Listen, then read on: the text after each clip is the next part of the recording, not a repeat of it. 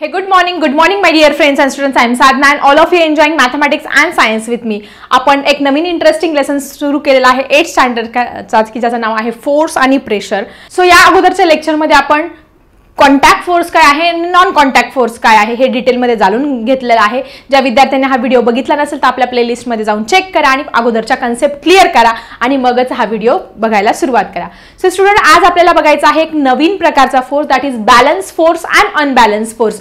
Balance force नक्की काय आहे आणि अनबॅलन्स फोर्स काय आहे छानपैकी जाणून घेऊया आजच्या या व्हिडिओमध्ये. सर, साधं एक्झाम्पल आहे बॅलन्स फोर्सचं. So what is balance force? Balance force काय आहे छानपैकी समजून घेऊया बॅलन्स फोर्स विषयी. सो स्टुडंट्स, तुम्हाला सगळ्यांना बीम बॅलन्स माहिती आहे की वजन करण्यासाठी, भाजीपाला मोजण्यासाठी की कुठलाही दुकानदारामध्ये कडे गेला तर तुम्हाला तो वजन काटा बघायला मिळेल. आजकाल इलेक्ट्रॉनिक बीम बॅलन्स निघालेला आहे, परंतु अजूनही काही जे दुकानदार आहेत किंवा भाजी विक्रेते आहे अजूनही ह्या बीम बॅलन्सचा यूज करतात. एक हॉरिझॉन्टल अशा पद्धतीने असतो आणि त्याला काय असतात, हे अशा प्रकारे दोन तराजू असतात आणि असं मध्यभागी काय असतो, एक काटा असतो.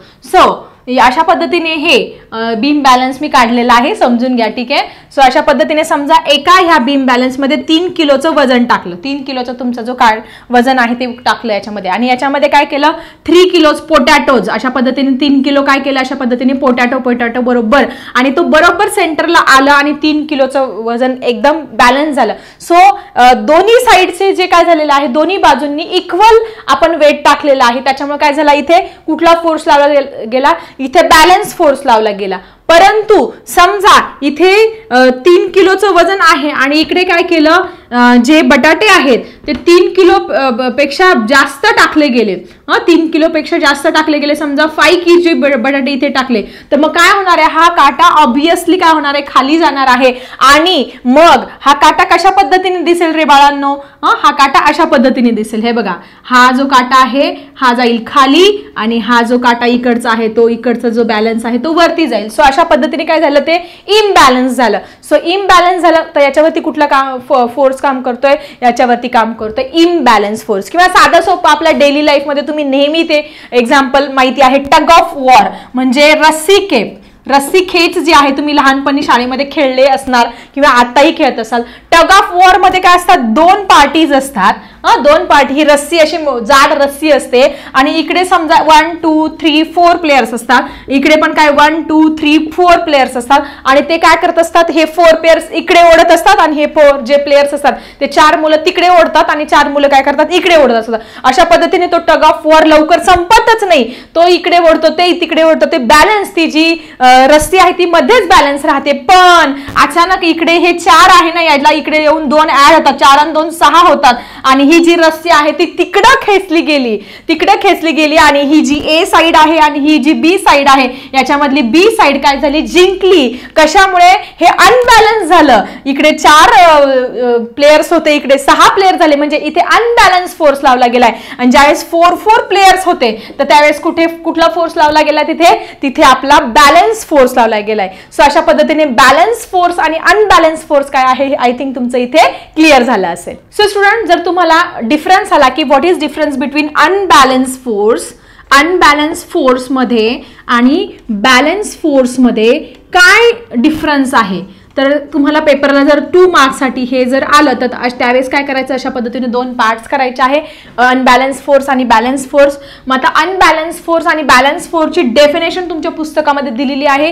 ती डेफिनेशन तुम्ही इथे लिहून टाकायची आहे. What is the definition of unbalance force and what is the definition of balance force. मग डेफिनेशन ऑलरेडी तुमच्या पुस्तकामध्ये दिलेली आहे. अनबॅलन्स फोर्सची डेफिनेशन काय आहे, if 2 or more force acting on the body such that the remaining resultant force is not 0 is called as the unbalance force. म्हणजे त्यांचं रिमेनिंग जे रिझल्टंट आहे ते 0 येत नाही, त्याला आपण अनबॅलन्स फोर्स म्हणणार आहोत. आणि बॅलन्स फोर्समध्ये तुम्ही डेफिनेशन कसे लिहिणार, if body is acted by 2 forces which are equal in magnitude. सारख्याच वस्तुमानाचे, जसं आपण टग ऑफ वॉर मध्ये बघितलं की सारखे इकडे 4 प्लेयर इकडे 4 प्लेयर, त्याच्यामुळे काय झालं, ती रस्सी जी आहे ती सेंटरलाच राहते. सो सारख्याच, if body is acted by 2 forces which having the equal magnitude opposite in direction, हे इकडे डायरेक्शनला ओढताय, हे इकडे डायरेक्शनला ओढताय, so that force is called as the balance force. So अशा पद्धतीने डेफिनेशन लिहायची आहे. त्यानंतर सेकंड पॉइंट मध्ये बॅलन्स आणि अनबॅलन्स फोर्सचं सेकंड पॉइंट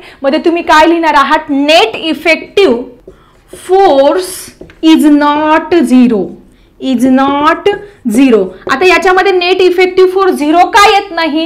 अनबॅलन्स आहे. इकडे 6 समजा, इकडे 6 प्लेयर आहे, इकडे 4 प्लेयर्स आहे, म्हणजे काय होतं नेट इफेक्टिव्ह फोर्स हा झिरो येत नाहीये.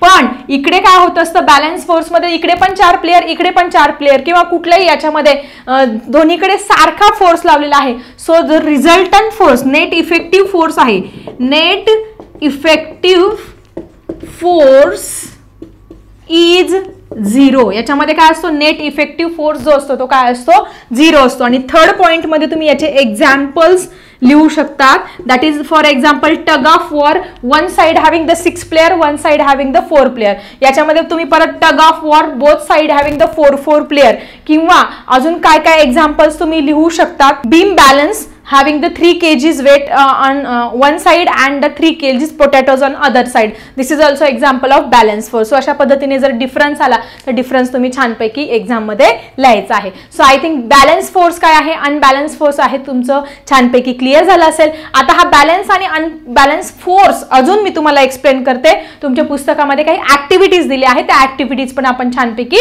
समजून घेऊया. सो स्टुडंट, तुम्हाला बॅलन्स आणि अनबॅलन्स फोर्स समजण्यासाठी तुमच्या 3.4 पुस्तकामध्ये एक ऍक्टिव्हिटीज दिली आहे.